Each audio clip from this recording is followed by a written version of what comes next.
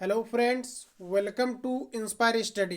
देखिए, आज हम लोग पीएसएससी कार्यालय परिचारी यानी ऑफिस अटेंडेंस के लिए मैथ के क्लास नंबर 12 को कवर करेंगे। साथियों, इसके पहले ऑलरेडी मैथ का क्लास मैंने 11 तक आपको कवर करा रखा है। अगर आप नए छात्र हैं, इस क्लास को करने के बाद आप प्लेलिस्ट में जाकर के पिछले क्लास को आप अटेम्प्ट कर सकते हैं। साथियों, खास बात यह है कि आप रेंडमली किसी भी क्लास को आप कवर कर सकते हैं। सभी क्लास में मैथ आपको 100% आपको समझ में आनी है, क्योंकि जितने भी क्लास आपको प्रोवाइड किया गया है या जितने भी क्वेश्चन का आपको सॉल्यूशन कराया गया है, सभी में एक ही मेथड का यूज़ किया जाता है। जो दिया रहेगा उसकी तुलना आप उससे करेंगे एंड जो निकालना रहेगा उसको आप मल्टीप्लाई करेंगे। साथियों, 95% जो आपके प्रश्न है ये आपका एक ही मेथड से आपका सॉल्व हो जाता है। इस कारण से जो नए छात्र हैं, जो कभी भी कम्पिटिटिव एग्जाम के फील्ड में एंट्री नहीं किए हैं, 100% आपको मैथ समझ में आएगा। 95% जो आपके क्वेश्चन है ये आपके मात्र एक से आपका 2 लाइन में आपका सॉल्व हो जाता है। तो आप काफ़ी बेहतर तरीका से आप मैथ में फुल आप स्कोर कर सकते हैं। तो चलिए साथियों, शुरुआत करते हैं। गुड मॉर्निंग आप सभी लोगों को। जो नए छात्र हैं, वेलकम है आपका इंस्पायर स्टडी पर। तो चलिए शुरुआत करते हैं। तो देखिए, आज का पहला क्वेश्चन आपके सामने आ चुका है। अब आप सभी लोग यहाँ से पेन पेपर लेकर के बैठेंगे और क्लास को रोक रोक करके आप सभी लोग प्रत्येक क्वेश्चंस को आप सभी लोग बनाते चलेंगे, क्योंकि आपका मैथ है, जितना ज़्यादा से ज़्यादा आप सभी लोग सॉल्व करेंगे मैथ पर उतना ज़्यादा बेहतर आपकी कमांडिंग होगी और आप सभी लोग मैथ को अच्छे तरीका से आप सॉल्व कर पाएंगे। तो साथियों, यहाँ से आप सभी लोग क्लास को रोक रोक करके बनाते हुए चलेंगे। तो आज का पहला क्वेश्चन हमारा देखिए कहा जा रहा है कि x⁴ माइनस 13x² प्लस आपका 36 के गुणनखंड होंगे। तो देखिए, जो भी आपका x⁴ माइनस 13x² प्लस 36 के गुणनखंड होंगे उसका वैल्यू 0 के बराबर करके अगर इस इक्वेशन में रखा जाए तो ये आपके 0 के आपके बराबर होंगे। जरा आप गौर करिएगा मैं क्या कहना चाह रहा हूँ। देखिए, सबसे पहले यहाँ पर आपका x प्लस आपको 2 दिया गया है, यानी हम लोग यहाँ पर क्या करेंगे कि अगर हम लोग यहाँ पर x प्लस 2 इक्वल टू अगर हम लोग यहाँ पर 0 ले लेते हैं तो आपका x इक्वल टू आपका कितना हो जाएगा, माइनस आपका 2 हो जाएगा। मतलब -2 अगर हम लोग इस इक्वेशन में अगर यहाँ पर पुट कर दें तो इसका वैल्यू आपके 0 के बराबर होना चाहिए, तभी हम लोग समझते हैं कि x प्लस 2 उसका आपका गुणनखंड होगा। तो फटाफट आप सभी लोग चेक करते चलिएगा। तो यहाँ पर देखिए x पर पावर आपका 4 दिया गया है। यहाँ पर जैसे आप -2 रखेंगे तो 2 दूनी 4 दूनी 8 दूनी आपका यहाँ पर हो जाएगा आपका 16। यहाँ पर देखिए -2 रखेंगे तो आपका ऊपर में सम संख्या पावर आपका है, यानी 4 आपका सम संख्या है। तो जो आंसर आएगा ये आपका पॉजिटिव में आएगा आपका 16। उसके बाद -2 का अगर यहाँ पर आप स्क्वायर करेंगे x की जगह पर रख करके तो 2 दूनी 4 और 13 चौके कितना हो जाएगा आपका 52। तो ये आपका निगेटिव आपका हो जाएगा 52। उसके बाद यहाँ पर आपका प्लस आपको 36 दिया गया है। अब ऐसा करते हैं कि इन दोनों को हम लोग जोड़ लेते हैं, प्लस वाला को एक साथ। तो 6 6 12 के आपका 2 आपका क्या बचेगा 1। उसके बाद अगर हम लोग यहाँ पर देखें तो आपका 3 और 1 आपका 4 और 1 आपका 5, यानी कि प्लस आपका 52 और माइनस आपका 52 घटेगा तो ये आपका 0 के बराबर आ जाएगा। यानी 0 के बराबर जब आ गया तो हम यहाँ निश्चित तौर पर कह सकते हैं कि ये पहला वाला आपका गुणनखंड होगा। अब दूसरा वाला आपको उसी तरह से आपको चेक करना है। तो यहाँ पर आपका x माइनस आपका 2 इक्वल टू आपको 0 करना है। x इक्वल टू यहाँ पर आपका हो जाएगा आपका 2। देखिए, मैं सिखाने के उद्देश्य से बारी बारी से कर रहा हूँ। अगर आपका क्वेश्चन ये बन गया है तो आप सभी लोग स्किप करके आगे भी बढ़ सकते हैं। तो यहाँ पर देखिए, अब आपको x बराबर आपको क्या रखना है 2। तो यहाँ पर 2 अगर आप रखेंगे तो 2 दूनी 4 दूनी 8 दूनी 16 हो जाएगा। 2 दूनी 4 दूनी 8 दूनी आपका यहाँ पर 16 हो जाएगा। उसके बाद फिर यहाँ पर x के जगह पर 2 रखेंगे तो 2 दूनी 4 और 13 चूंकि यहाँ से आपका हो जाएगा आपका 52 प्लस आपका यहाँ पर 36 हो जाएगा। तो देखिए 16 और 36 52 में 52 अगर घटाइएगा तो ये भी आपका 0 हो जाएगा। यानी हम कह सकते हैं कि x माइनस 2 भी आपका इसका जो है गुणनखंड आपका होगा। अब देखिए, आपको चेक आपको इसको करना है x प्लस आपको 3 को। x प्लस 3 को अगर यहाँ पर आप मित्रों चेक करेंगे तो आपका x प्लस 3 इक्वल टू आपका यहाँ से आपका 0 हो जाएगा। अब x इक्वल टू आपका कितना हो जाएगा माइनस आपका 3। तो यहाँ पर देखिए, अगर आप -3 आप रखते हैं तो -3 को आप कितना बार मल्टीप्लाई करेंगे, आप 4 बार करेंगे। तो 2 दूनी 4 दूनी 8 दूनी आपका 16, माफ कीजिएगा 3 है। -3 को अगर आप यहाँ पर रखते हैं तो -3 पर पावर आपका कितना हो जाएगा आपका यहाँ पर 4 हो जाएगा। तो आपका 3 तिरिक 9 या 27 तिरिक आपका 81 हो जाएगा और ये आपका पॉजिटिव होगा क्योंकि पावर आपका सम संख्या है। उसके बाद -3 अगर यहाँ पर रखते हैं तो आपका कितना हो जाएगा, तो आपका 3 तिरिक आपका 9 और 9 तिया आपका कितना हो जाएगा 27, कितना हो जाएगा आपका यहाँ पर आपका 27 हो जाएगा। उसके बाद प्लस आपको 36 दिया गया है तो यहाँ पर आप 36 रखेंगे। अब यहाँ पर देखिए आप सभी लोग कि 36 और अगर 81 को आप ऐड करेंगे, उनमें से अगर 27 को आप घटाएंगे तो ये कभी भी आपका जीरो के बराबर आपका नहीं आएगा। जब भी दोस्तों आपका जीरो के बराबर आपका नहीं आएगा तो इसका मतलब हम कह सकते हैं कि पहला वाला इसका गुणनखंड आपका नहीं होगा, क्योंकि आपका x+2 भी गुणनखंड होना चाहिए था, x-2 भी होना चाहिए था, x+3 भी होना चाहिए था और x-3 भी होना चाहिए था। तो यहाँ से पहला ऑप्शन आपका कट गया। क्लियर है। अब यहाँ पर जरा आप गौर करिएगा कि अभी आप सभी लोग यहाँ पर तुरंत अभी आपने सॉल्व किया था कि ये भी आपका गुणनखंड था और ये भी आपका गुणनखंड था, x+3 आपका गुणनखंड नहीं हुआ। तो ऐसा हम लोग यहाँ पर कह सकते हैं कि x+2 तो आपका गुणनखंड था ही।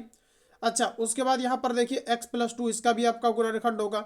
x-3 ये गुणनखंड है कि नहीं, इसको थोड़ा आप जांच कर लीजिए। जैसे x माइनस यहाँ पर आपका 3 इक्वल टू आपको 0 दिया गया है, तो x इक्वल टू आपका यहाँ पर क्या हो जाएगा, आपका 3 हो जाएगा। अब अगर यहाँ पर 3 पर पावर 4 करेंगे तो आपका 3 तिरिक 9 तिरिक 27 तिरिक आपका यहाँ से 81 आपका हो जाएगा। उसी तरह से यहाँ पर अगर आप 3 रखेंगे तो 3 तिया 9 और फिर आपका कितना हो जाएगा यहाँ पर जैसे आप 3 रखेंगे तो 3 तिरिक आपका 9 हो जाएगा, है ना। अच्छा 9 हो जाएगा। उसके बाद देखिए आपका 13 नंबर 117। अच्छा यहाँ पर भी मिस्टेक हुआ था क्या, इसको एक बार आप लोग चेक करिए। तो x+2 आपका 3 इक्वल टू आपको यहाँ पर 0 आपको दिया गया था, ये x इक्वल टू यहाँ पर आपका कितना हो जाएगा माइनस आपका 3। तो यहाँ पर -3 अगर रखेंगे तो 2 दूनी 4 तिरिक 12 है ना, आपका कितना हो जाएगा 3 तिरिक 9 तिरिक 27, 3 तिया 9 तिया 27 तिया आपका कितना हो जाएगा आपका 81। और यहाँ पर अगर हम लोग 3 रखेंगे तो 3 तिरिक आपका 9 है ना, और 13 नमा कितना हो जाएगा 17 से मतलब 100 आपका 17 होता। ठीक है ना, यहाँ पर मिस्टेक हुआ था शायद मुझे लगता है। उसके बाद यहाँ पर अगर आप 36 को अगर आप ऐड कर देंगे, ये वाला 36 यहीं पर मिस्टेक हुआ था, यहाँ पर -3 हम सभी लोगों को रखना चाहिए था। अब देखिए यहाँ पर ऐड करिए तो आप सभी लोग देखिए 6 और 1 आपका 7 हो जाएगा, 8 और 3 आपका यहाँ पर 11 और माइनस में आपका यहाँ पर 117 दिया गया। अच्छा ये दोनों कैलकुलेट होगा तो इसका भी मान 0 आ जाएगा ना। तो हम लोग यहाँ पर ये कह सकते हैं कि ये भी आपका गुणनखंड था, ये भी गुणनखंड था और ये भी आपका गुणनखंड है। अब ऐसा करते हैं कि x-3 इक्वल टू आपका 0 आ जाएगा। अब x इक्वल टू आपका यहाँ पर साथियों कितना हो जाएगा, तो आप कहेंगे 3 हो जाएगा। आप 3 को भी यहाँ पर पुट करेंगे तो 0 के बराबर हो जाएगा, क्योंकि आप अगर 3 पर पावर अगर 4 रखते हैं तो ये आपका हो जाएगा यहाँ पर 80 आपका 1, फिर आपका माइनस हो जाएगा।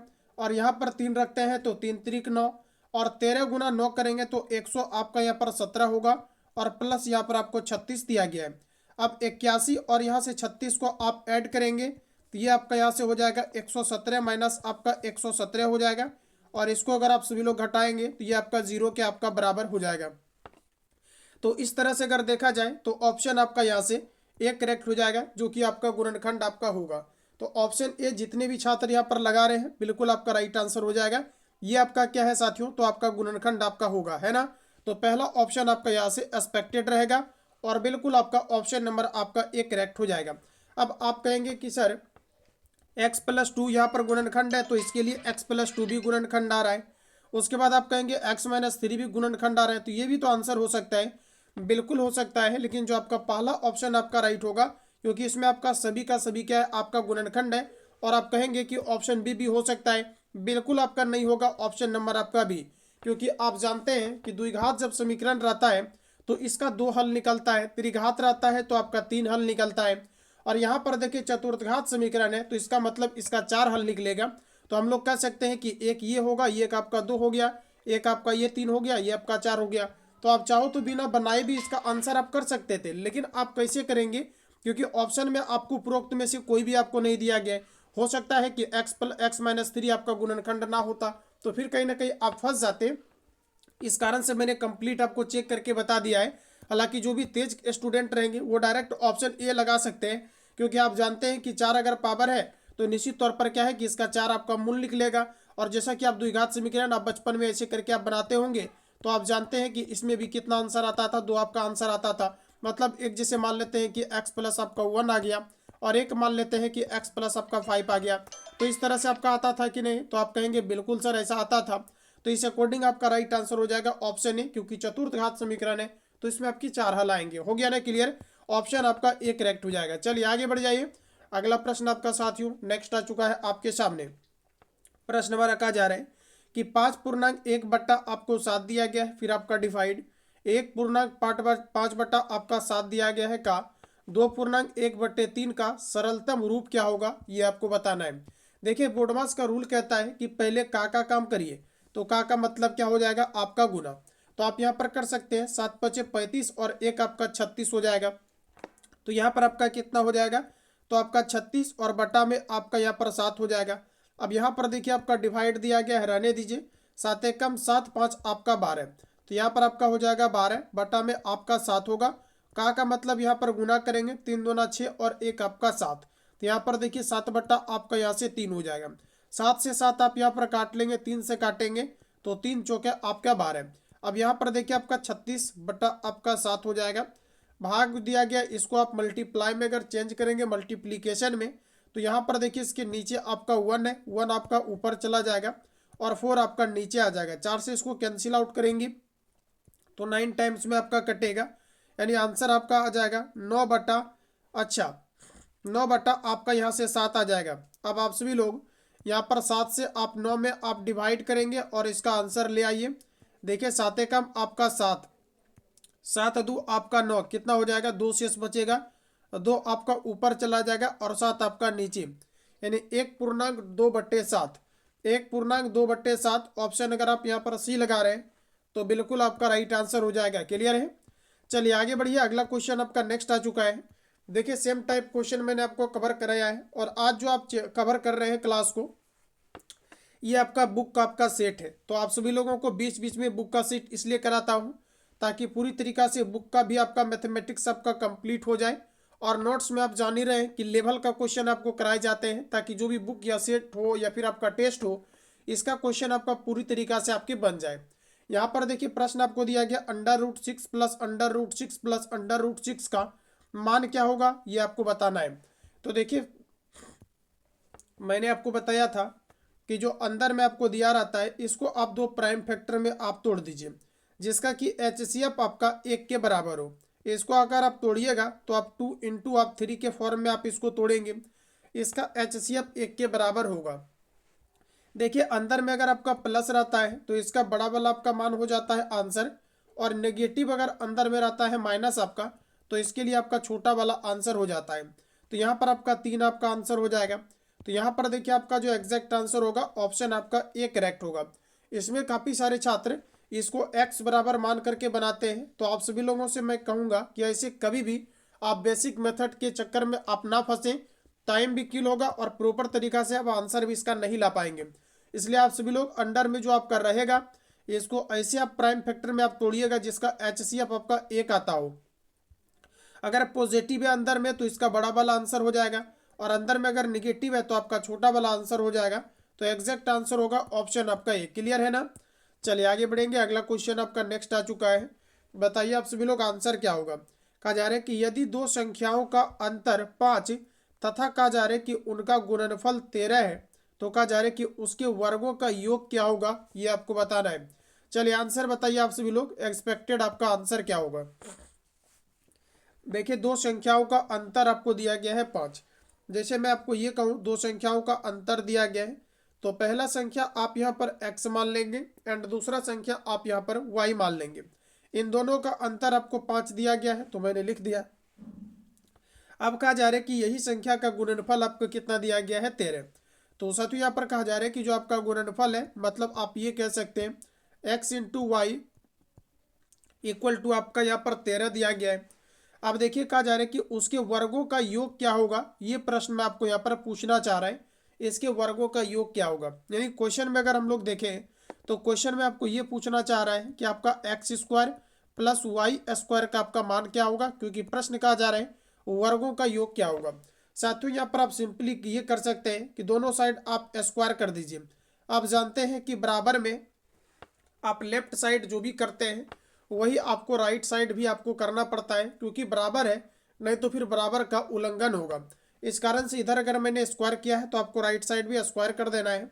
अब आप कहेंगे ऐसा आपने क्यों किया, तो अभी तुरंत आपको आंसर मिल जाएगा। आप देखिए ये आपका क्या बन गया, एक्स माइनस वाई का होल स्क्वायर।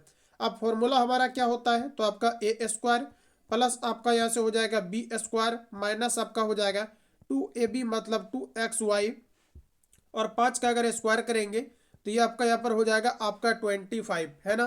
तो यहाँ पर देखिए आपका क्या हो जाएगा, एक्स स्क्वायर प्लस आपका यहाँ पर हो जाएगा वाई स्क्वायर माइनस आपका 2 × एक्स वाई का मान आपका यहाँ पर 13 दिया गया है, तो यहाँ पर आप 13 रखेंगे।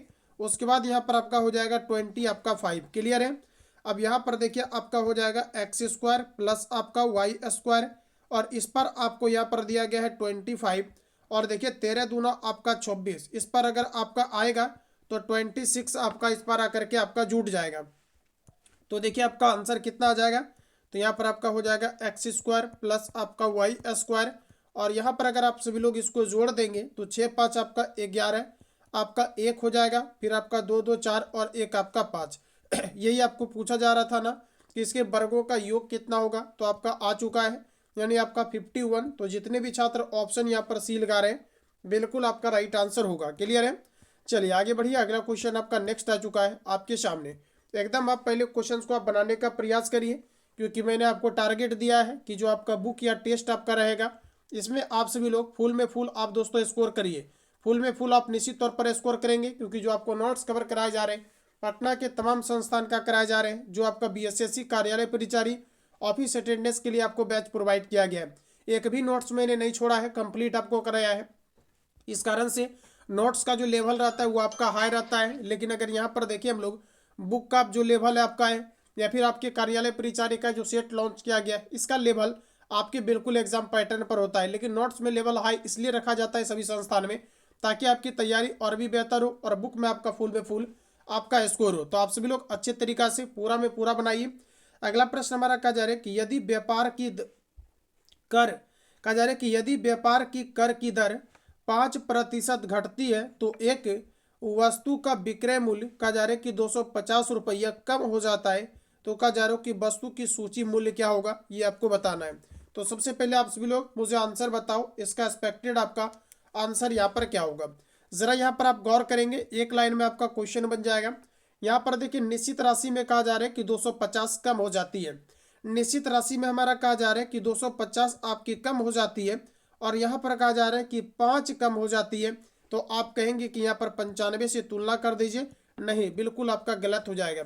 यहाँ पर ये नहीं कहा गया है कि 5% अगर किसी वस्तु की कीमत कम कर दी जाती है तो उस वस्तु की कीमत 250 रुपया हो जाती है। अगर ये कहा जाता है तो आप नीचे में 95 आप लिख देते तो आपका सही हो जाता है, लेकिन यहाँ पर ये पूछा ही नहीं है। यहाँ पर आपको ये कहा जा रहा है कि 5% अगर इधर घटती है तो इधर कहा जा रहा है कि 250 रुपया कम हो जाती है। ये नहीं कहा है कि 5% अगर घटती है तो मूल्य जो है आपका कितना हो जा रहा है, 250 हो जा रहा है। अगर ये कहता तो आप यहाँ पर क्या करते, 250 आप यहाँ पर रख देते, और 5% घटा है तो यहाँ से 95 से आप तुलना कर देते। लेकिन ये क्वेश्चन में आपका पूछा ही नहीं है।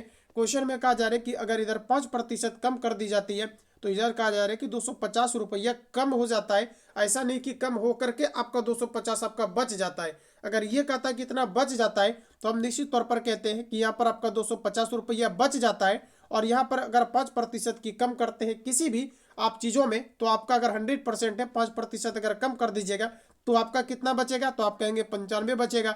तो बचत की तुलना आप बचत से करते और सीधा 100 से मल्टीप्लाई कर देते तो आपका आंसर आ जाता। लेकिन यहाँ पर आपका गलत हो जाएगा, क्योंकि जो आपके क्वेश्चन पूछा गया है कहा जा रहा है कि इधर अगर 5% घटता है तो इधर कहा जा रहा है कि विक्रय मूल्य 250 रुपया कम हो जाती है। तो हम यहाँ पर ये कह सकते हैं मित्रों कि यहाँ पर आपको कहा जा रहा है कि 250 रुपया कम हो जाता मूल राशि, और इधर कहा जा रहा है कि 5% कम हो जाएगा। तो यहाँ पर देखिए कम की तुलना आप कम के साथ कर देंगे, जो निकालना रहेगा उसको आप मल्टीप्लाई कर लेंगे, एक्सपेक्टेड आपका आंसर आ जाएगा।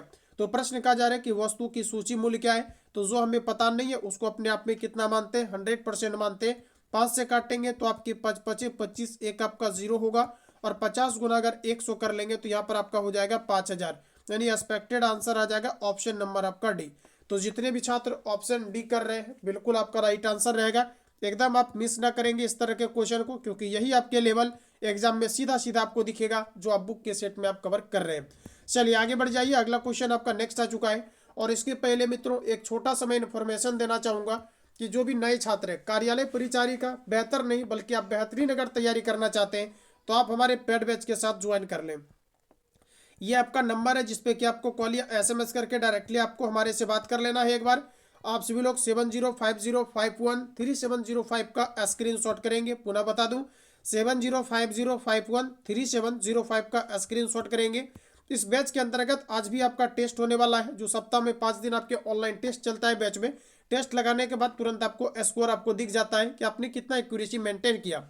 साथ ही साथ जो टॉपर 15 कैंडिडेट होते हैं उनका लाइव क्लास में आपका आंसर सीट के साथ आपका वहाँ पर रिजल्ट भी दिखाया जाता है। बाकी सभी का रिजल्ट बैच में डाला जाता है। तो आप सभी लोग डेली अगर टेस्ट लगाना चाहते हैं तो इसके अंतर्गत आप ज्वाइन करेंगे। साथ ही साथ टॉपिक वाइज और चैप्टर वाइज करके क्लास आपको प्रोवाइड किया जा रहा है, जो आपके कार्यालय परिचारी ऑफिस अटेंडेंस का आपका सिलेबस है। बाकी प्रीवियस ईयर तमाम जो भी पेपर आपका कंडक्ट हुआ है इसका भी कंप्लीट आपको चीज़ें प्रोवाइड किया जा रहा है। साथ ही साथ जो आपका एग्जाम के लिए बेस्ट आपका बुक्स आपका लॉन्च किया गया है, ये कंप्लीट आपका बुक का सेट भी आपको प्रोवाइड किया जा रहा है, जिससे कि बुक भी आपका ना छूटे और पूरी तरीका से हम लोग डेडिकेशन के साथ तैयारी कर पाए। उसके बाद देखिए आपके पटना में चल रहे हैं जो आपके 4 से 5 आपका बेस्ट फैकल्टी है। ऑफलाइन संस्थान का कंप्लीट आपका नोट्स का कलेक्शन आपको प्रोवाइड किया जा रहा है और कंप्लीट आपका मर्ज करके, जिसके कारण से छात्र कहीं के भी टेस्ट या प्रैक्टिस सेट को उठा रहे हैं तो उसमें बेहतर आप स्कोर कर पा रहे हैं, क्योंकि आपको सभी नोट्स मर्ज करके आपको प्रोवाइड किया जा रहा है, जिसमें कि आपका क्लास वाइज टेस्ट मिल जाता है। क्लास वाइज आपको जो है subject wise topic wise A to Z आपका नोट्स प्रोवाइड किया जा रहा है। और जो भी आपका क्लास आपका चलेगा इसका जो आपका रिवीजन PDF है ये आंसर आपको हाईलाइट करके मिलता है। दैट मीन्स कि आंसर आपको लगा करके मिलता है, जिससे आपको PDF रेगुलर आपको निकलवाने की आवश्यकता ना हो और आप सही तरीका से आप चीज़ों को पुनः रिविजन आप कर पाए। इसके लिए जो आपका फी है ये आपका 99 नहीं बल्कि 100 आपका 49 है, क्योंकि टेस्ट सीरीज इसी में आपका शामिल किया गया है। तो आप सभी लोगों को पेमेंट होने के बाद इसके अंतर्गत रिसेंटली आपको ज्वाइन कर लिया जाता है। इसके अंतर्गत आपका खान ग्लोबल स्टडीज का प्लेटफॉर्म, किरण पब्लिकेशन, यूनिक, चस्सू प्रकाशन, ये A to Z बुक का आपको कलेक्शन आपको दिया जा रहा है। साथ ही साथ इसमें आपका 4 से 5 बुक आपका और भी आपका ऐड हुआ है, जो कि यहाँ पर स्क्रीन पर नहीं लिखा गया है आपका बैनर में। अपकमिंग कोई भी आपका बुक्स लॉन्च होता है तो ये आपको कंप्लीट आपको बैच में प्रोवाइड किया जा रहा है। इस नंबर पे आप कॉल या SMS करके अपना इंक्वायरी ले लेंगे।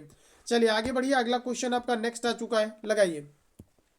देखिए प्रश्न हमारा कहा जा रहा है कि निम्नलिखित में से किसका गुणनफल एक परिमेय संख्या है, जरा आप मुझे बताओ। देखिए यहाँ पर अगर हम इन दोनों को अगर यहाँ पर मल्टीप्लाई कर दूं मैं तो ये आपका कितना हो जाएगा, अंडर रूट आपका 6 हो जाएगा। क्या इसका वर्गमूल आपका निकलेगा क्या? नहीं। तो जिसका वर्गमूल नहीं निकलेगा वो आपका अपरिमेय संख्या होगा और हमें बताना है इनमें से कौन सा आपका परिमेय संख्या है। अब यहाँ पर इन दोनों को अगर आप मल्टीप्लाई करेंगे तो अंडर रूट 9 आपका 45 होगा। इसका भी आपका वर्गमूल नहीं निकलेगा तो ये भी आपका क्या है, तो आपका गलत है। अगला यहाँ पर देखिए दिया गया आपका 27 गुना आपका 3, इसको अगर मल्टीप्लाई करेंगे तो 27 3 आपका 81, ऑप्शन आपका सी करेक्ट हो जाएगा, क्योंकि 81 का आपका वर्गमूल आपका 9 निकल जाएगा और 9 के नीचे में आप कुछ नहीं तो 1 डाल सकते हैं। और परिमेय यानी रेशनल नंबर का डिफिनेशन कहता है वैसी संख्या है जिसे आप P/Q के रूप में आप लिख सकते हैं, ये आपका कहलाता है परिमेय संख्या। बट कंडीशन है कि Q बराबर आपका 0 आपका नहीं होना चाहिए, मतलब बटे में आपका कभी भी 0 नहीं होना चाहिए। हो सकता है आपको ये कह दे कि 0 क्या है, परिमेय संख्या है क्या, तो आप कहेंगे निश्चित तौर पर है, क्योंकि ऊपर में आपका 0 हो सकता है बट आपका नीचे में 0 आपकी नहीं होनी चाहिए। तो आपका एग्जैक्ट आंसर रहेगा ऑप्शन आपका सी। क्लियर है? चलिए आगे बढ़ जाइए, अगला क्वेश्चन आपका नेक्स्ट आ चुका है। साथियों प्रश्न हमारा कहा जा रहा है कि 1/√2 कहा जा रहा है कि क्या है, जरा आप मुझे आंसर बताओ, इसका एक्सपेक्टेड आंसर आपका क्या होगा।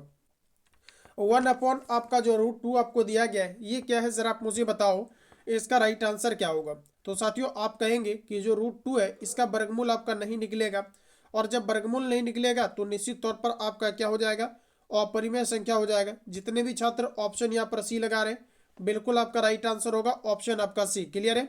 चलिए आगे बढ़िए, अगला क्वेश्चन आपका नेक्स्ट आ चुका है आपके सामने। देखिए प्रश्न हमारा कहा जा रहा है कि एक घोड़े को 455 रुपया में बेचने पर, ये BSSC का प्रीवियस ईयर का आपका पूछा हुआ क्वेश्चन है, आपका 10th लेवल का, ये फील्ड असिस्टेंस में आपका पूछा है 10th लेवल में आपका BSSC के अंतर्गत। देखिए प्रश्न कहा जा रहा है कि एक घोड़े को ₹455 में बेचने पर एक व्यक्ति को 9% का नुकसान होता है।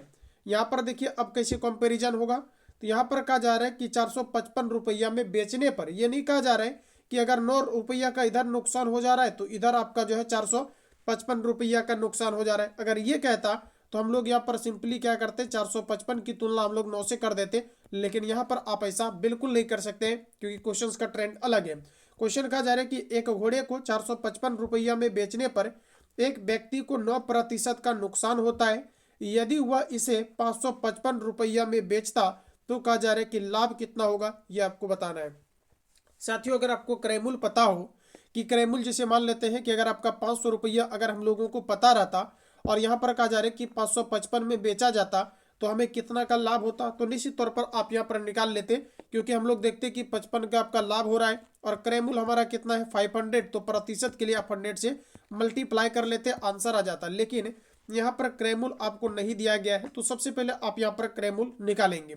तो प्रश्न हमारा कहा जा रहा है कि एक घोड़े को ₹455 में बेचने पर एक व्यक्ति को 9% का नुकसान होता है। अगर आप ये कहते हैं कि किसी व्यक्ति को 10% का नुकसान होता है तो निश्चित तौर पर आप ये कह सकते हैं कि वस्तु को, इसका मतलब हुआ व्यक्ति ₹90 में बेचा होगा। यानी कोई भी चीज़ों का जो आपका मूल्य होता है अपने आप में आपका कॉस्ट प्राइस होता है, ये आपका होता है दोस्तों आपका 100% होता है। कितना होता है? 100% होता है। और कोई व्यक्ति अगर आपको ये कह रहा है कि मुझे 5% की हानि हो गया, इसका मतलब उन्होंने वस्तु को खरीदा होगा 100 में और उन्होंने बेचा कितना में होगा? 95 में बेचा होगा, तभी इनको यहाँ पर क्या होगा? 5% की आपकी हानि हो जाएगी। तो यहाँ पर जरा क्वेश्चन देखिएगा। क्वेश्चन कहा जा रहा है कि एक घोड़े को ₹455 में बेचा जाता है। कहा जा रहा है कि एक घोड़ा है, इसको कितना में बेचा जाता है? तो कहा जा रहा है कि ₹455 में बेचने पर एक व्यक्ति को 9% का नुकसान होता है।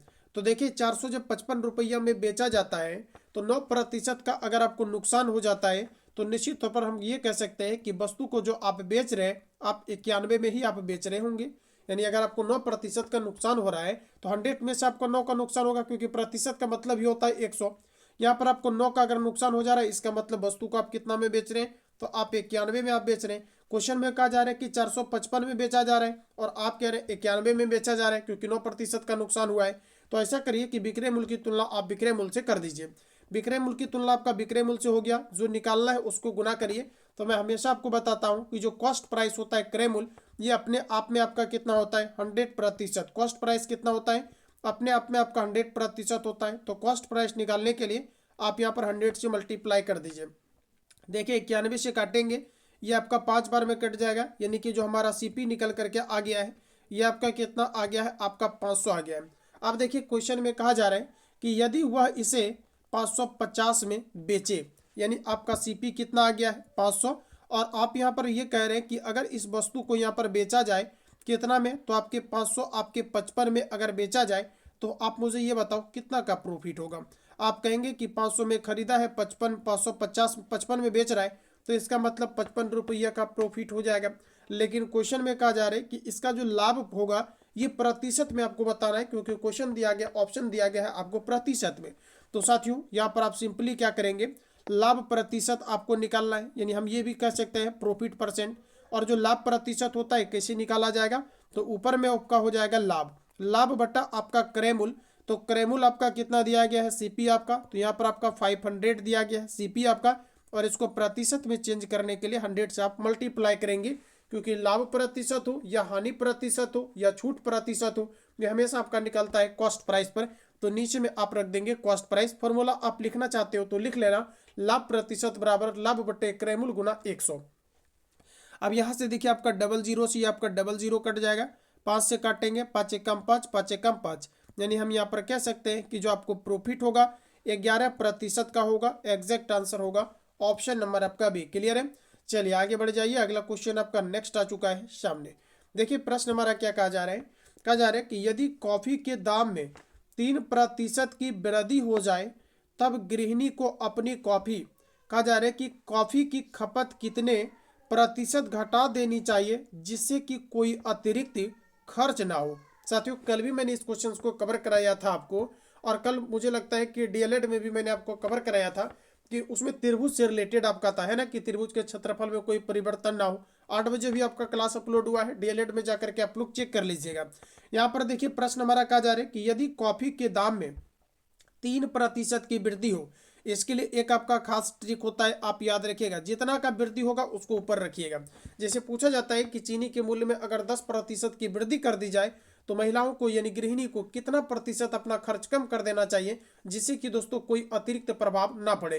तो हम लोग क्या करते हैं कि जितना की वृद्धि होता है उसको हम लोग ऊपर रखते हैं। और मैं हमेशा आपको कहता हूँ चिल्ला चिल्ला के कि आप सभी लोग याद रखिएगा, जो भी मैं आपको ये कहता हूँ रिमार्क करके आप इसको याद कर लीजिएगा, वो आगे आपका रिलेटेड क्वेश्चन होता है जो आपको मिलता है। यहाँ पर देखिए कहा जा रहा है कि 3% की वृद्धि हो जाए, तो यहाँ पर देखिए 3% की अगर आपका वृद्धि हो जाता है तो कितना हो जाएगा, 103 हो जाएगा।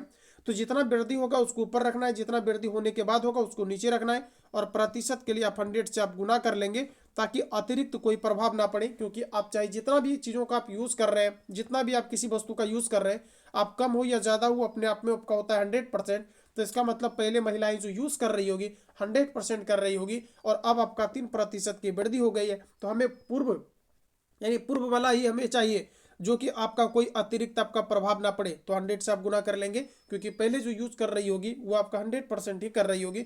अब इसको आप सिंपली यहाँ पर मल्टीप्लाई कर लेंगे, 100 गुना आप 3 करेंगे तो यहाँ पर आपका हो जाएगा 300, और नीचे में आपका हो जाएगा यहाँ से आपका 103। फटाफट भाग लगाओ और बताओ मुझे आपका कितना आंसर आ रहा है। चलिए लगाते हैं।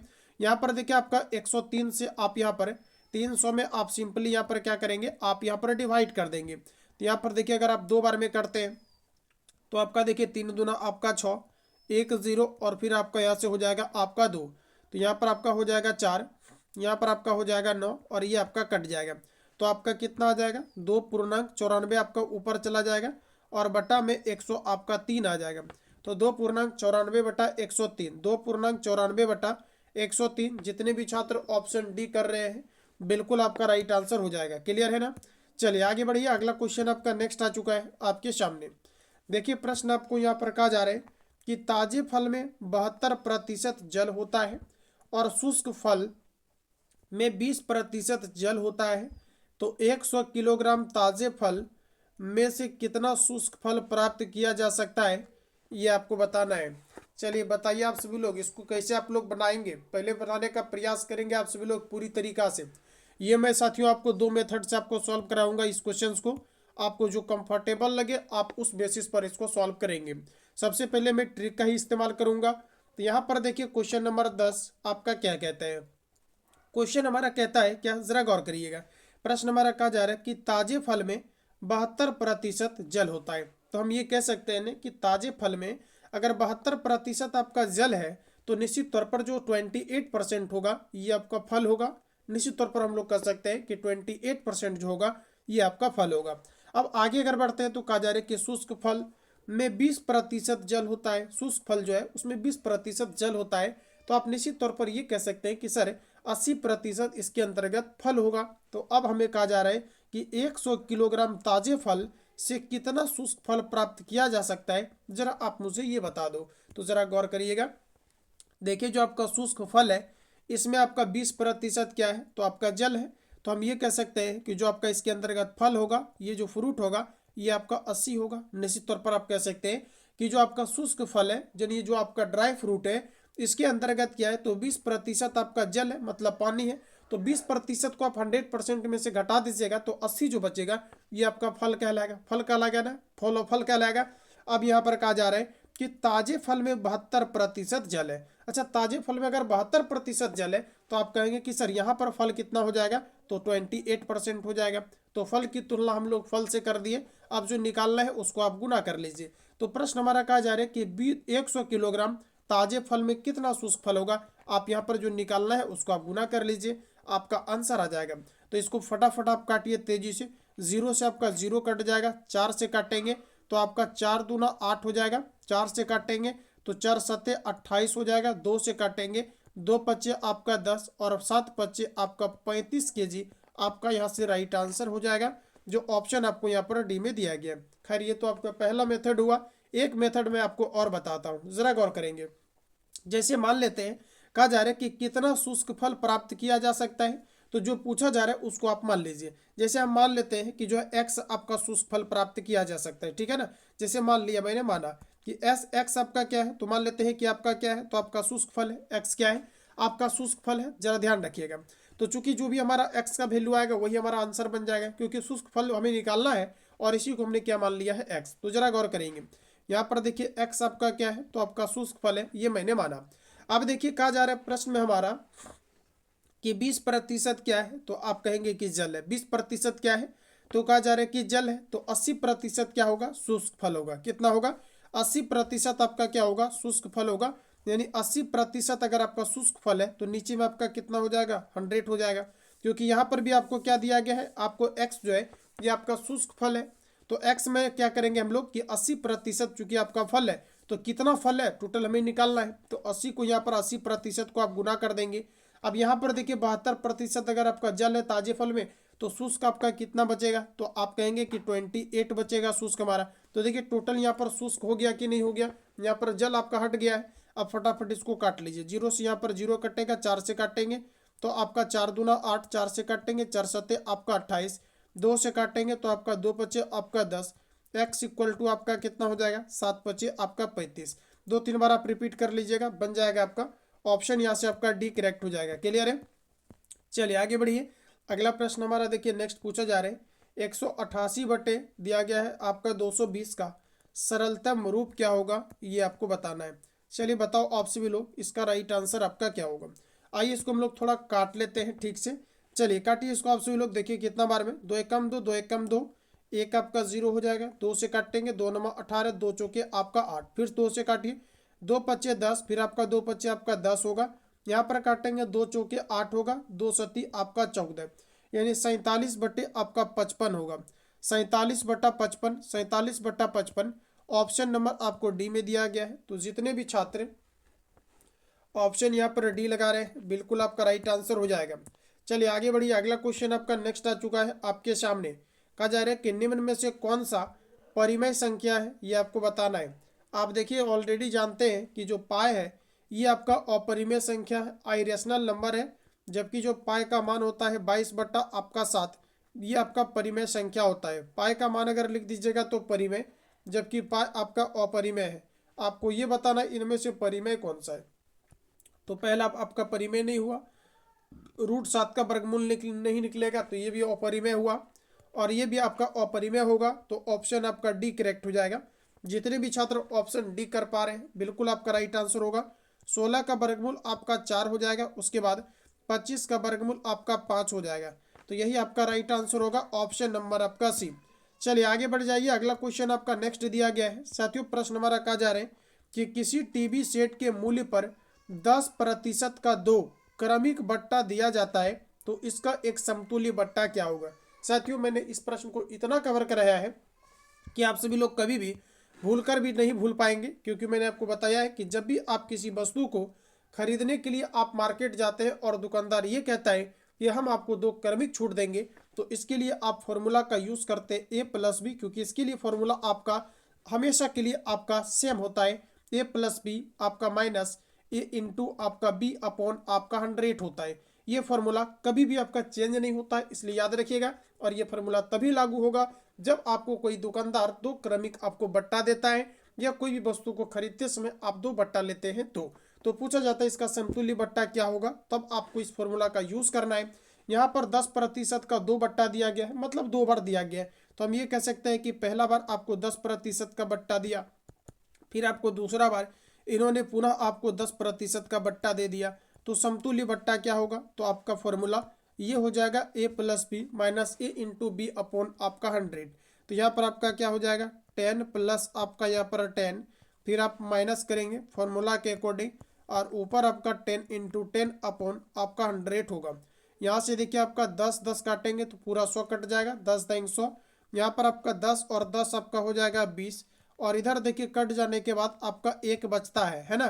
कट जाने के बाद 1 आपका बचता है, तो आप 20 में से 1 को घटा लीजिएगा, तो आपका आंसर आ जाएगा 19%। खोजिए 19% कहाँ पर दिया गया है, ऑप्शन आपका सी में। तो एक्सपेक्टेड आंसर रहेगा ऑप्शन आपका सी।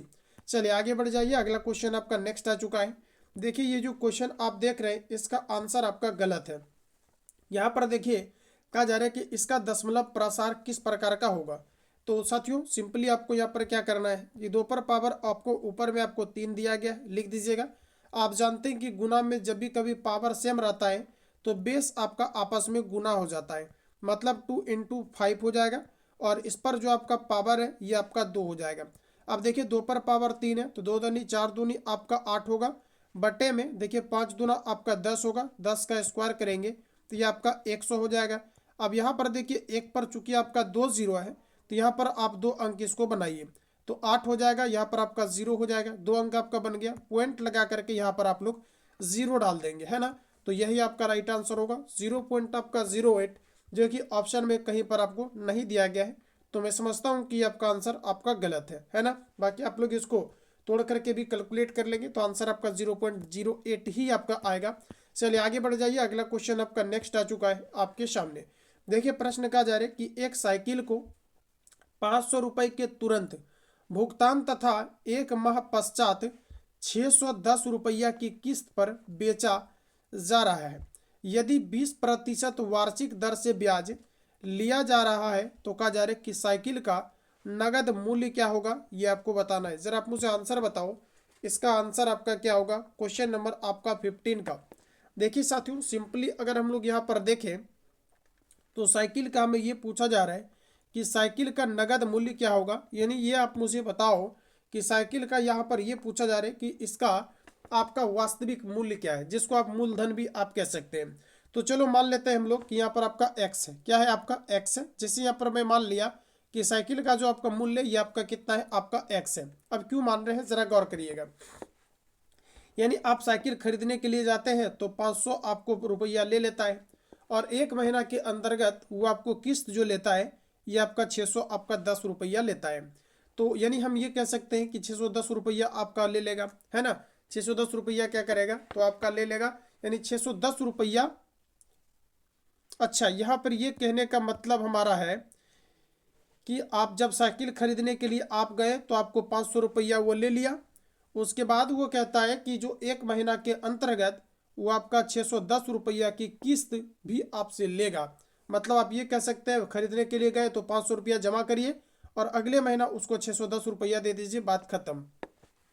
तो यहाँ पर कहा जा रहा है कि 20% वार्षिक दर से, अच्छा 20% वार्षिक दर से कहा जा रहा है यहाँ पर आपका कि 20% वार्षिक दर से ब्याज लिया जा रहा है तो साइकिल का नगद मूल्य क्या होगा ये आपको पूछा जा रहा है। बताओ इसका राइट आंसर क्या होगा।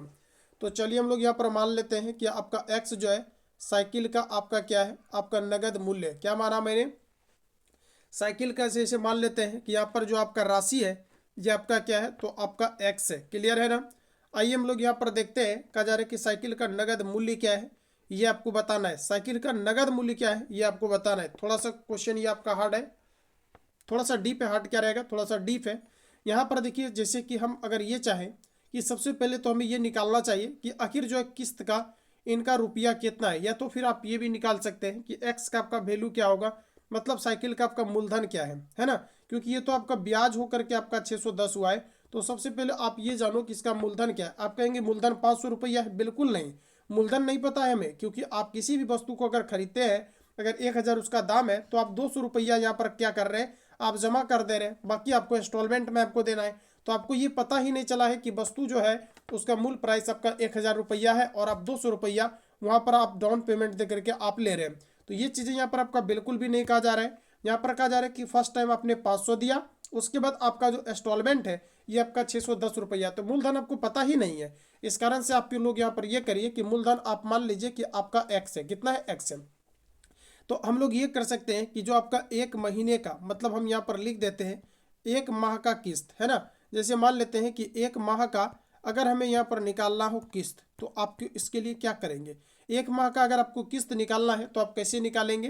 तो साथियों सबसे पहले तो यहाँ पर आपका एक्स आपका ऐड हो जाएगा, क्योंकि जो इसका यहाँ पर आपने क्या किया है कि 500 रुपया आपने चूंकि वहाँ पर दे दिया है, तो ये आपका 500 रुपया आपका ऐड हो जाएगा, जो कि हम यहाँ पर मान रहे हैं कि इसका जो आपका मूलधन है ये कितना आपका है तो आपका एक्स है। अब इसी में किस्त आपका जुट जाएगा। जैसे आप किसी किस्त पर अगर कोई भी वस्तु को आप खरीदते हैं, जैसे 100 रुपया में खरीदते हैं, 100 रुपया अगर वस्तु का आपका मूल्य है तो इसमें क्या होता है कि जैसे आपको जैसे मान लेते हैं कि किस्त आपको जैसे 2 महीने तक आपको भरना है, 2 माह तक आपको भरना है, तो 2 महीने तक का जितना भी आपका ब्याज होगा वो क्या किया जाता है, निकाल करके, मतलब 100 रुपया का 2 महीने का जितना भी ब्याज होगा वो आपका 2 महीने का ब्याज निकाल करके उसको ऐड करके अलग अलग इंस्टॉलमेंट में उसको बांट दिया जाता है।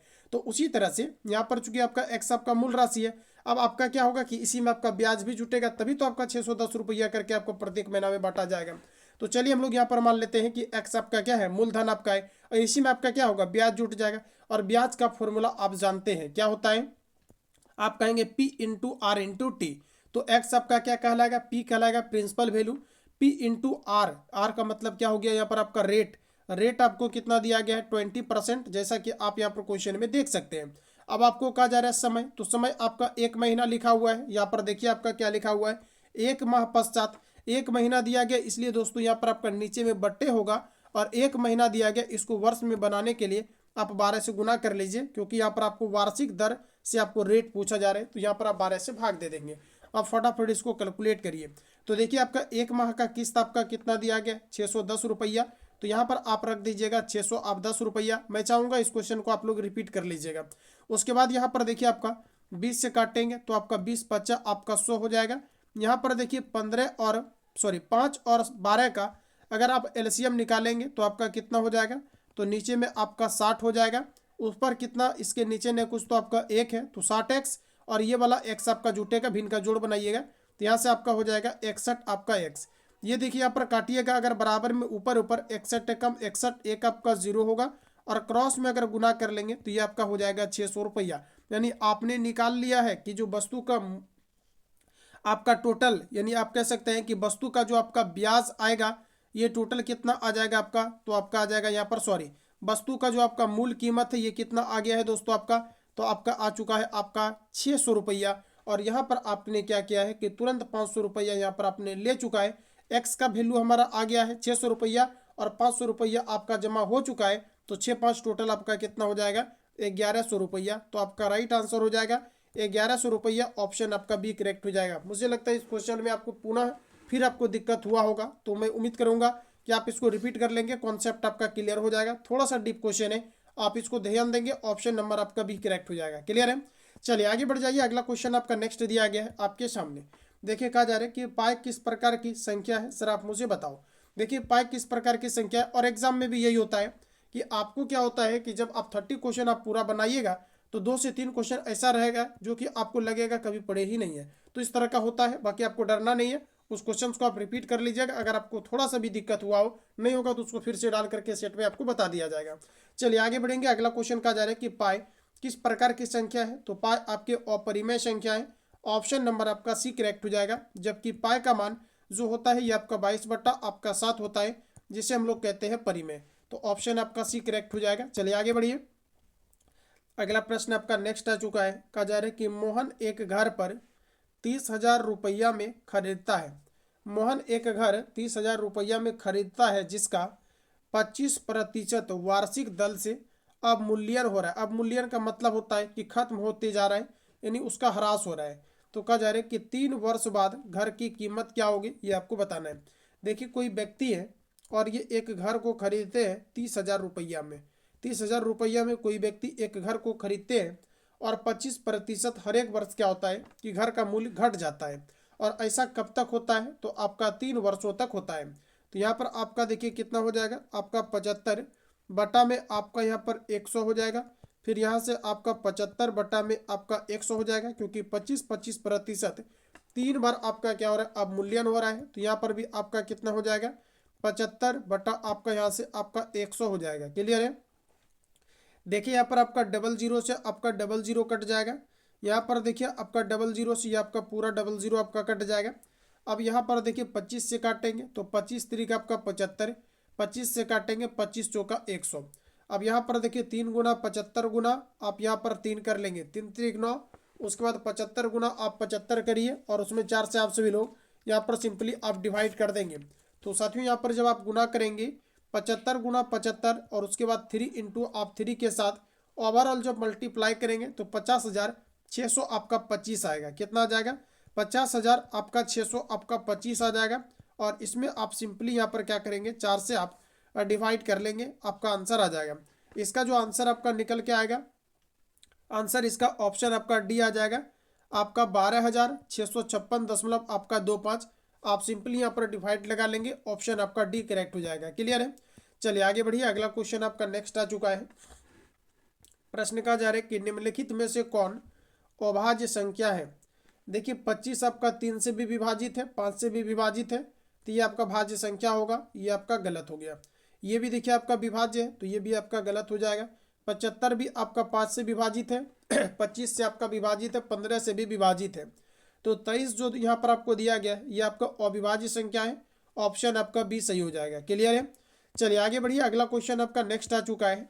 देखिए प्रश्न हमारा यहाँ पर दिया गया है 0.1211211, फिर आपका 2111, फिर आपका 2। तो ऐसे में देखिए आप पैटर्न को अगर देखेंगे तो आपको यहाँ पर पता चलेगा कि यहाँ पर देखिए पहले 12 था, फिर आपका 11 हो गया, फिर आपका 21 हो गया, फिर 11 हो गया, फिर आपका 2 हो गया, फिर 111 हो गया, फिर आपका 2 होगा। ऐसे में आपका क्या होगा कि धीरे धीरे बढ़ते रहेगा और ये कभी भी आपका रुकेगा नहीं। जब नहीं रुकेगा तो इसमें हम लोग कहेंगे कि आपका अपरिमेय संख्या है, ऑप्शन नंबर आपका बी करेक्ट होगा। और वास्तविक मत लगाना, ये वास्तविक संख्या है, यहाँ पर आपका राइट आंसर होगा अपरिमेय, एग्जैक्ट आंसर आपका बी है। चलिए आगे बढ़ जाइए, अगला क्वेश्चन आपका नेक्स्ट आ चुका है, बनाइए। देखिए प्रश्न हमारा कहा जा रहा है कि अंडर रूट आपका 7 प्लस √5 अपॉन √7 माइनस √5, इसका मान क्या होगा। देखिए इसका मान निकालने के लिए आप इसका परिमेयकरण कर दीजिए। जैसे कि यहाँ पर आपका रूट आपका 7 दिया गया है, प्लस आपका यहाँ पर रूट आपका 5 दिया गया है, बटा यहाँ पर आपका देखिए रूट आपका 7 दिया गया है, माइनस आपका √5 आपको दिया गया है। इसको आप मल्टीप्लाई करेंगे, फिर आपका रूट आपका 7, फिर आपका यहाँ पर माइनस है तो नीचे वाला उस पार जा करके आपका गुना हो जाता है, ऊपर भी और आपका नीचे में भी। बट यहाँ पर जो साइन आपका होता है, अगर इस पर निगेटिव है तो उस पर अगर आप गुना करेंगे तो इसका साइन आपका बदल जाता है। तो √7 प्लस √5, फिर आपका अपॉन √7 प्लस आपका यहाँ पर और रूट आपका 5 हो जाएगा। ये दोनों आप ऊपर वाला अगर देखेंगे तो ये और आपका ऊपर वाला ये दोनों आपका सेम है। तो जब ये आपका सेम है साथियों तो आप इसको ये कर सकते हैं, क्या दूसरा गौर करेंगे, यहाँ पर आप लिख सकते हैं √7 प्लस आपका रूट आपका 5, इसका यहाँ पर आपका होल स्क्वायर हो जाएगा, क्योंकि दोनों आपका सेम है तो होल स्क्वायर लिख दीजिए। नीचे में आपका क्या हो जाएगा, √7 का आपका स्क्वायर हो जाएगा, फिर आपका माइनस होगा और यहाँ पर आपका √5, इसका यहाँ पर आपका स्क्वायर हो जाएगा। क्लियर है। अब बराबर आप लोग कर लीजिए। अब देखिए आपका ए स्क्वायर, तो यहाँ पर आपका √7 का आपका स्क्वायर हो जाएगा, ए स्क्वायर प्लस आपका बी स्क्वायर, मतलब √5 का आपका यहाँ से आपका स्क्वायर हो जाएगा, A square plus B square plus आपका 2ab यानी 2a, ए का मान कितना दिया गया है √7, और यहाँ पर आपका क्या हो जाएगा आपका रूट आपका 5, A square plus B square plus 2ab हो गया, और बटा में आप लोग यहाँ पर √7 का स्क्वायर करेंगे तो आपका 7 होगा, और माइनस आप 5 का स्क्वायर करेंगे तो ये आपका 5 होगा। क्लियर है ना। अब यहाँ पर देखिए स्क्वायर करेंगे 7 का तो ये आपका 7 हो जाएगा, और यहाँ से आपका 5, 7 5 12, ठीक है ना। यहाँ पर आपका क्या हो जाएगा तो 12, और प्लस आपका 2 रूट आप यहाँ पर गुना कर लेंगे तो 7 5 आपका यहाँ पर 35, और बटा में आपका यहाँ पर हो जाएगा 7 में से 5 जाएगा, यहाँ पर आपका 2 हो जाएगा। क्लियर है। अब यहाँ पर देखिए आपको सिंपली क्या करना है, ये चीज़ें आपका यहाँ पर आ गया है। अब थोड़ा सा चूंकि यहाँ पर मैं ऊपर लिखना चाहूँगा जहाँ पर मैं स्टार मार रहा हूँ, आप ऐसा कर सकते हैं। यहाँ पर चूंकि आपका 12 दिया गया है और यहाँ पर आपको दिया गया है 2, ये दोनों से अगर कॉमन निकाल लीजिएगा तो 2 आपका कॉमन आ जाएगा, ब्रैकेट में आपका बचेगा 6 प्लस आपका यहाँ से रूट आपका 35 है ना, यही बचेगा आपका, और बटा में आपका यहाँ पर 2 आया है तो आप 2 लिख दीजिए। अब इसको आप यहाँ पर काट लीजिएगा तो इसका जो आंसर आएगा ये 6 प्लस आपका रूट आपका 35 आएगा, 6 प्लस √35, तो ऑप्शन नंबर आपका ये करेक्ट हो जाएगा। क्लियर हो गया। चलिए आगे बढ़िए, अगला क्वेश्चन आपका नेक्स्ट आ चुका है आपके सामने। देखिए साथियों प्रश्न हमारा कहा जा रहा है कि 4 संख्याओं में प्रथम 3 संख्याओं का औसत दिया गया है आपका 16। 4 कोई संख्या है, इसमें से 3 संख्याओं का जो औसत है ये आपको दिया गया है 16।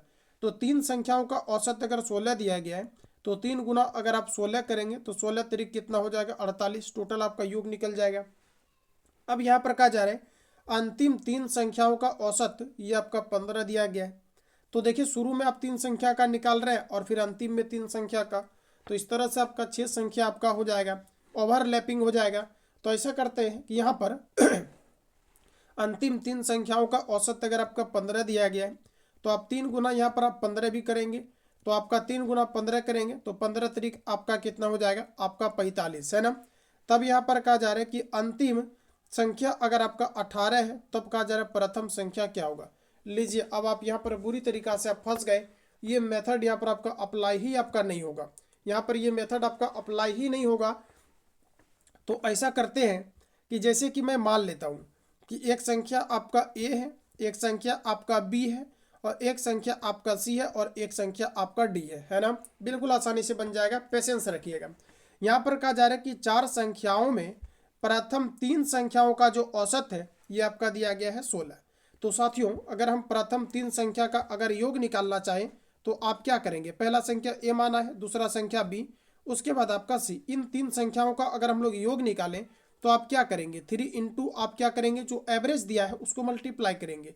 यहाँ पर आपका 16 इसका एवरेज दिया गया है तो यहाँ पर आप 16 रख दीजिएगा। मैं बार बार कहता हूँ कि जितना संख्याओं का औसत होता है, जैसे मैं आपको ये कहूँ कि यहाँ पर आपका 1 है प्लस आपका 2 है प्लस आपका 3 है, इसका एवरेज निकालना है तो आप क्या करेंगे, यहाँ पर 3 से आप भाग दे देंगे, 3 से भाग दे दीजिएगा, इसका एवरेज आपका निकल जाएगा। यानी कितना हो जाएगा, 3 2 5 1 आपका 6 हो जाएगा।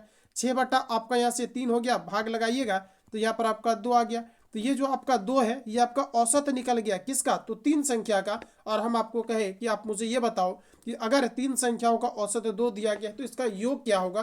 तो आप सिंपली क्या करेंगे कि औसत आपका 2 दिया गया, इसका योग निकालना है तो आप कहेंगे कितना संख्या का ये आपका औसत है, हम कहेंगे 3 संख्या का औसत है। योग निकालेंगे तो 3 से औसत में गुना कर देंगे, 3 दूना 6 हो जाएगा इसका योग। या तो यहाँ भी चेक कर सकते हैं, 3 2 5 1 आपका 6, देखिए पुर जा रहा है ना। तो वही चीज़ें मैं आपको यहाँ पर बताने का प्रयास कर रहा हूँ। अब यहाँ पर देखिए जरा क्वेश्चन आप सभी लोग क्या होगा, यहाँ पर देखिए अब 3 संख्या का अगर हमें औसत निकालना है तो आपका 16 तरीका आपका कितना हो जाएगा, आपका यहाँ पर 48 हो जाएगा। अब कहा जा रहा है प्रश्न में हमारा कि अंतिम 3 संख्याओं का जो औसत है ये आपका 15 दिया गया। अंतिम 3 संख्या कहने का मतलब है कि आपको बी सी और आपको डी लेना है, ए को छोड़ देना है क्योंकि अंतिम से 3 लेना है। तो आप शुरू कहाँ से करेंगे, बी प्लस आपका सी प्लस आपका यहाँ से आपका डी हो जाएगा और इसका अगर औसत निकालेंगे तो आपका कितना हो जाएगा, अंतिम 3 का औसत कितना दिया गया है यहाँ पर आपका, तो कहा जा रहा है कि यहाँ पर आपका 15 दिया गया है। तो आप यहाँ पर सिंपली क्या करेंगे, 3 गुना आप 15 कर देंगे तो अंतिम 3 का औसत निकल जाएगा। यानी आपका 5 तरीक 15 तरीक आपका कितना हो जाएगा, 45। अब देखिए कहा जा रहा है कि अंतिम संख्या जो है ये 18 दिया गया। अंतिम संख्या 18, इसका मतलब क्या, डी का वैल्यू आपको 18 दिया गया होगा। अंतिम संख्या चूंकि हम लोगों ने क्या माना है, डी, तो यहाँ पर आपका डी का वैल्यू आपको दिया गया 18 क्योंकि अंतिम संख्या आपका 18 दिया गया। अब ऐसा करते हैं कि इन दोनों को घटा लेते हैं, है ना, इन दोनों को घटा लीजिए। तो यहाँ पर जैसे आप घटाइएगा तो सभी में आपका निगेटिव से आपका साइन चेंज हो जाएगा। तो बी से आपका यहाँ पर बी गया, सी से आपका सी गया, आपका क्या बचेगा, ए माइनस आपका डी। अपनी इक्वेशन पढ़ा होगा घटाने पर सभी में साइन आपका चेंज हो जाता है। अब 48 में से 45 को घटाइएगा तो आपका 3 हो जाएगा। क्लियर हो गया, आपका 3 हो जाएगा।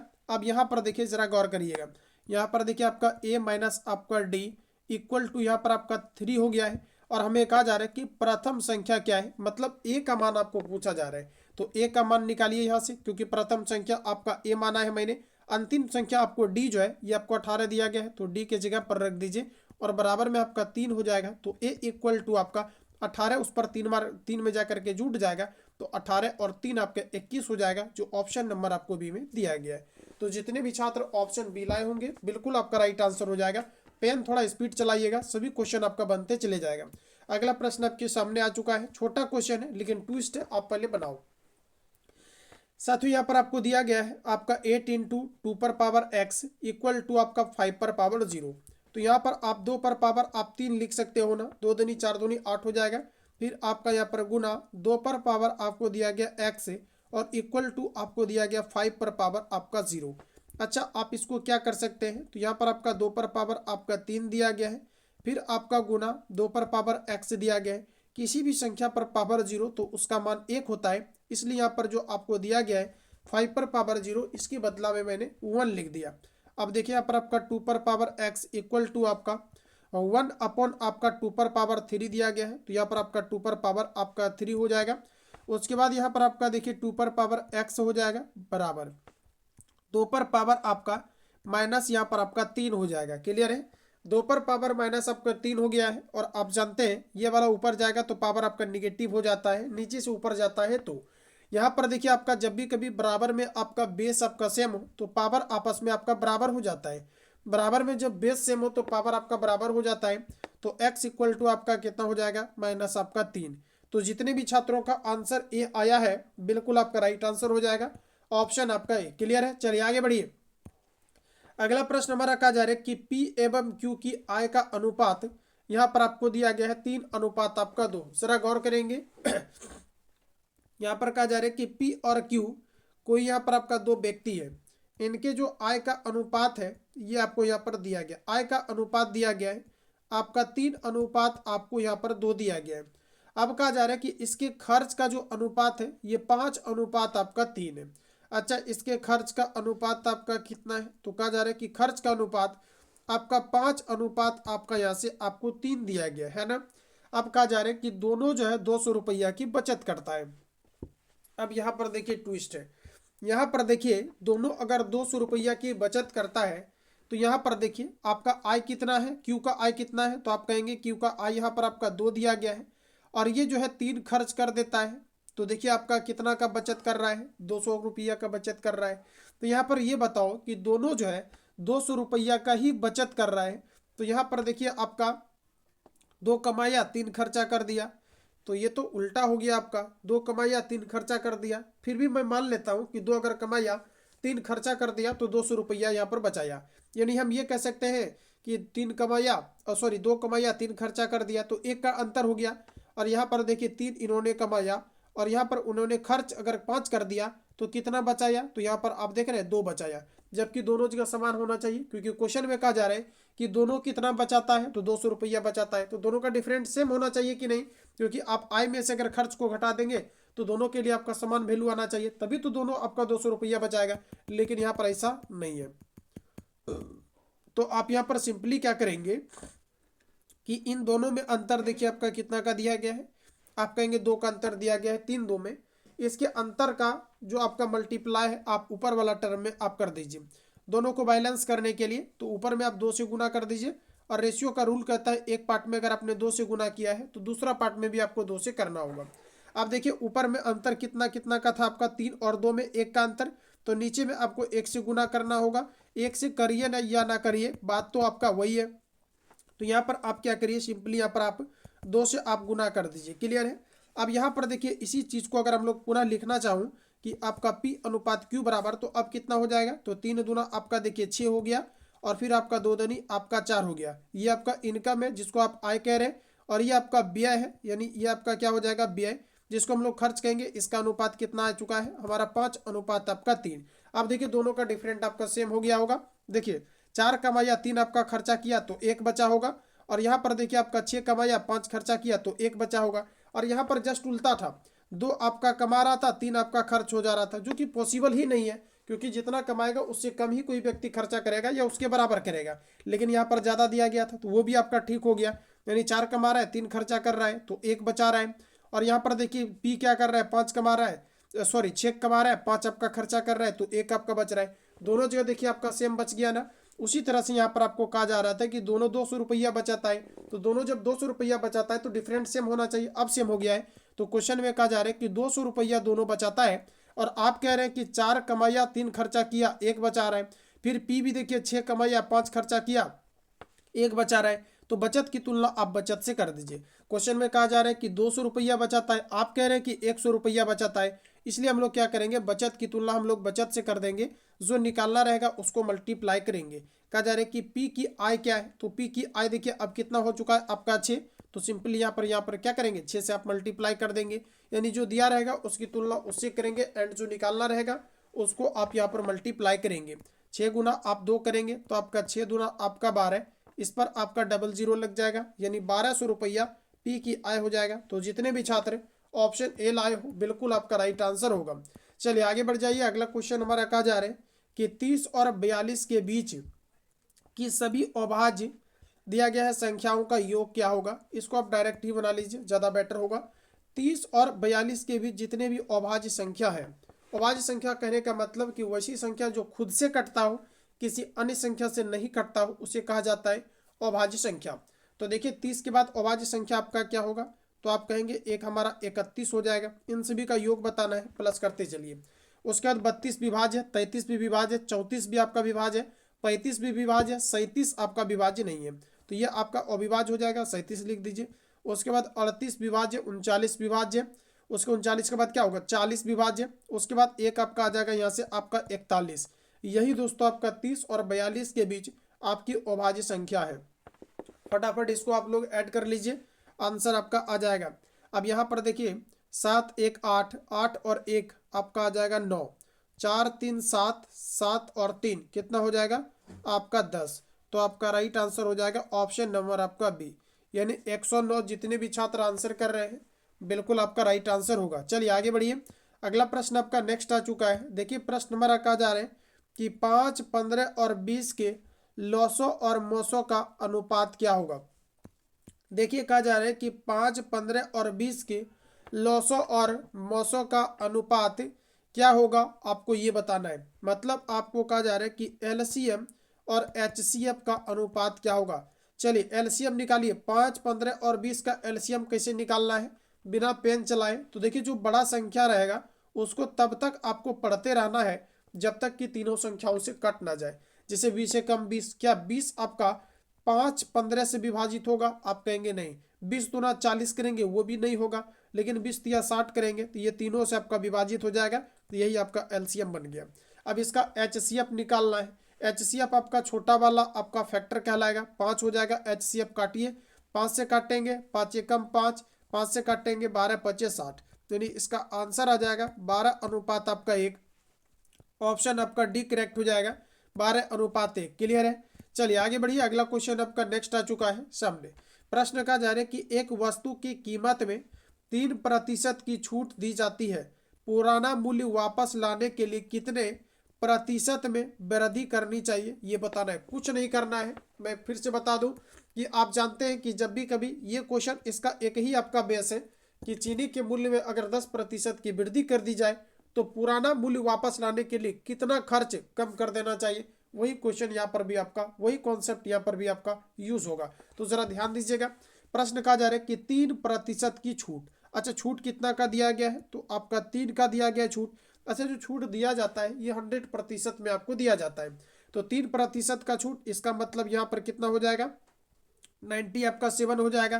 कहा जा रहा है कि आपको जो है पुराना मूल्य वापस लाने के लिए, पुराना मूल्य अपने आप में आपका 100% आपका रहा होगा, तो यहाँ पर आप सिंपली 100 से आप मल्टीप्लाई कर लेंगे, आंसर आ जाएगा। फिर से अगर आपको कभी भी कहा जाता है चीनी के मूल्य में या चाय के मूल्य में कुछ भी कहा जाता है और फिर ये कहा जाता है कि अपरिवर्तित रहे, अपरिवर्तित मतलब रहता है कि पुराना वाला ही आपका वैल्यू रहे, तो वैसे केस में जो भी वृद्धि होगा या जो भी आपका घटेगा उसको आप ऊपर रखेंगे और जो घट करके होगा उसको नीचे रखेंगे। प्रतिशत के लिए आप 100 से मल्टीप्लाई कर लेंगे, चाहे तो 100 गुना 3 करेंगे तो यहाँ पर आपका हो जाएगा 300 और बटा में आपका हो जाएगा 97। फटाफट उम्मीद करते हैं कि आप इसको डिवाइड कर लीजिएगा और डिवाइड करने के बाद इसका जो आपका एक्सपेक्टेड आंसर आएगा कितना आएगा एक बार देख लीजिए आप सभी लोग। सबसे पहले तो आपका 2 बार में लगेगा, क्योंकि आप 3 बार में लगाइएगा तो आपका ज़्यादा हो जाएगा, है ना। 3 बार अगर आप लगाइएगा, अच्छा 3 बार में लगेगा क्या, 3 बार में ही आपका लगना चाहिए, 3 बार में ही लगेगा, तो आपका आंसर जो आएगा ये आपका 3.09 आपका आ जाएगा।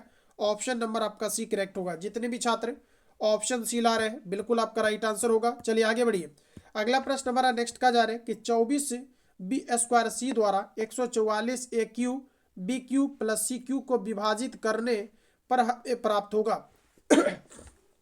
तो यहाँ पर साथियों आपको सिंपली क्या करना है, 100 आपको यहाँ पर 44 आपको दिया गया है, उसके बाद आपका AQ प्लस आपका यहाँ पर BQ प्लस आपका यहाँ पर दिया गया है CQ, है ना। तो यहाँ पर देखिए आपका यहाँ पर 24 आपका यहाँ पर b² प्लस आपका यहाँ पर C आपका हो जाएगा। अब सिंपली यहाँ पर आपको क्या करना है, इसको आपको विभाजित करना है। अब यहाँ पर देखिए हम लोग 24 से अगर इसको काटना चाहें 144 तो कटेगा क्या, अगर हम लोग 6 से करें 6 चौक 24, 2 4 2 बचेगा, 6 दूना 12 2 चौक 10। अच्छा 6 से कट जाएगा आपका, काट दीजिए। 24 से 144 को काटिएगा 6 बार में कट जाएगा।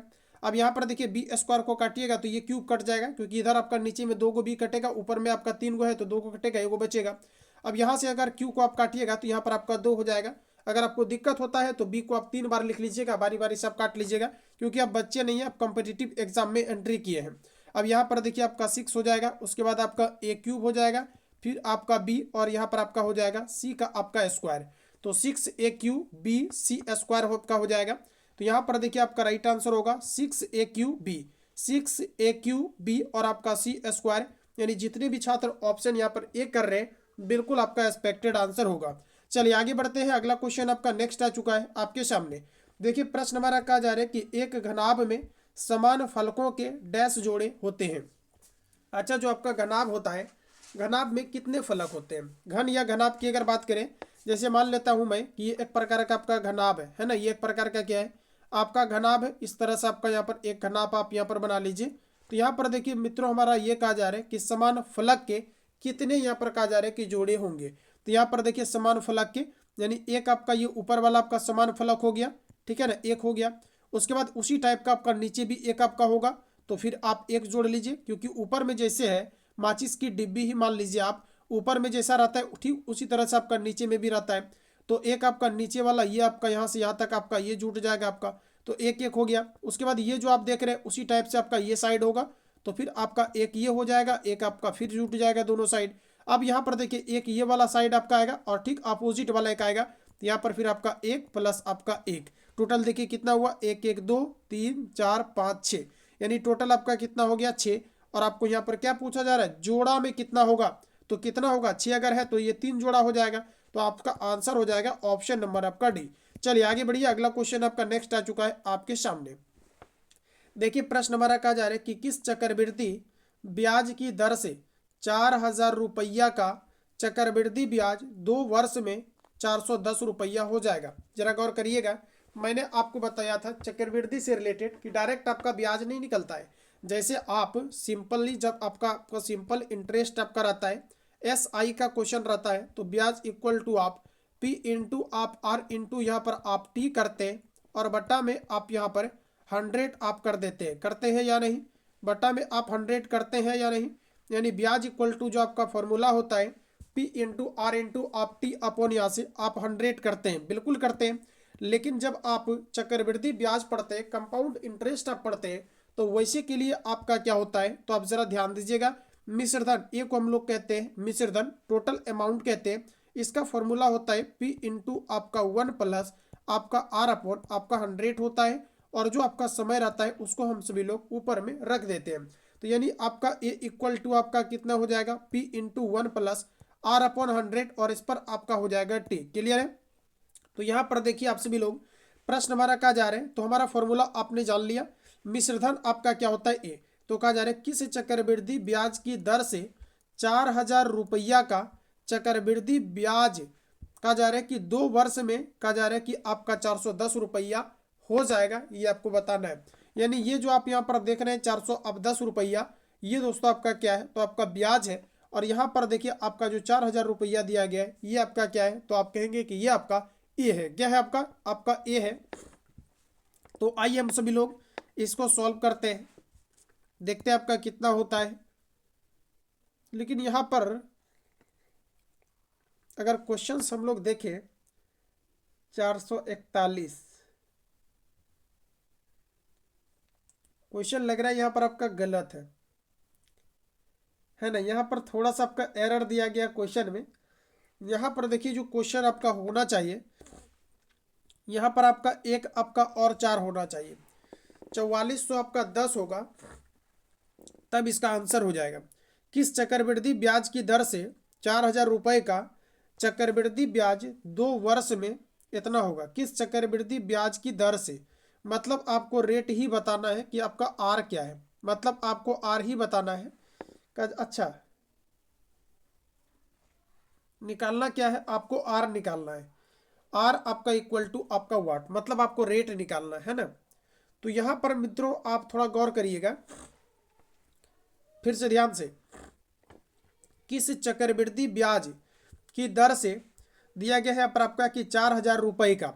तो यहाँ पर जो आप 4000 देख रहे हैं, यहाँ पर मैं एक बार लिख देता हूँ।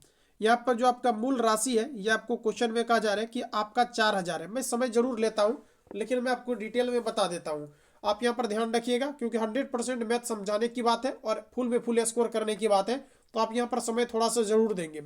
यहाँ पर देखिए पी का वैल्यू मतलब जो आपका प्रिंसिपल वैल्यू है, मूल राशि है, ये 4,000 रुपया है, ये आपने कहीं पर इन्वेस्ट किया। अब कहा जा रहा है कि चक्रवृद्धि ब्याज 2 वर्ष में, टाइम आपको यहाँ पर दिया गया है आपका 2 वर्ष, तो यहाँ पर आप लिख देना आप सभी लोग 2 वर्ष।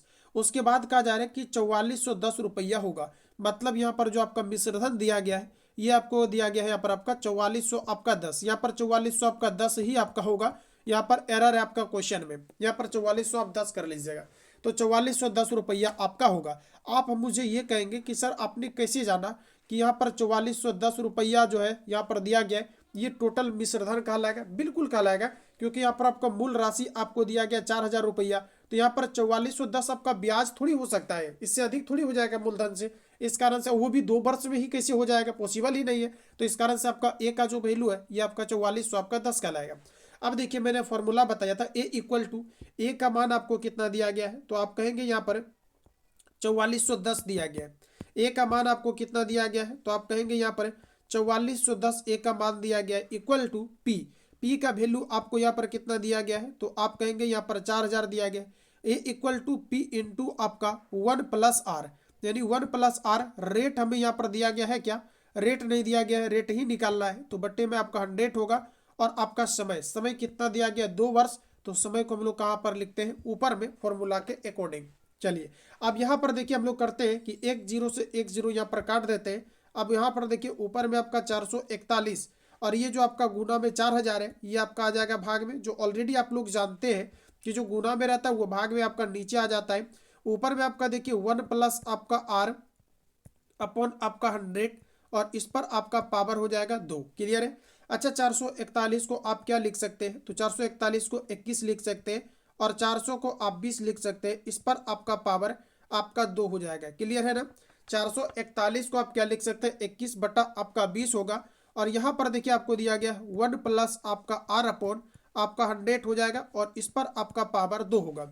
देखिए जब भी कभी बराबर में आपका पावर सेम हो तो आपका बेस आपका बराबर हो जाता है, तो बेस आपका यहाँ पर कितना हो जाएगा 21, है ना? बेस कितना हो जाएगा 21 और बटा आपका 20 हो जाएगा। यहाँ पर देखिए बराबर मैंने काट दिया है क्योंकि बराबर दोनों जगह आपका सेम है, या तो इसको आप 2 बार गुना कीजिएगा, इसको 2 बार गुना कीजिएगा, तो फिर आपका काफ़ी लफड़ा हो जाएगा।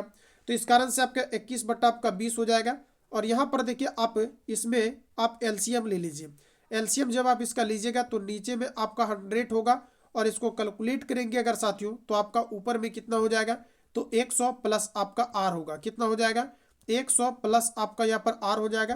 काट लीजिए आप सभी लोग, फटाफट आपका आंसर आ जाएगा।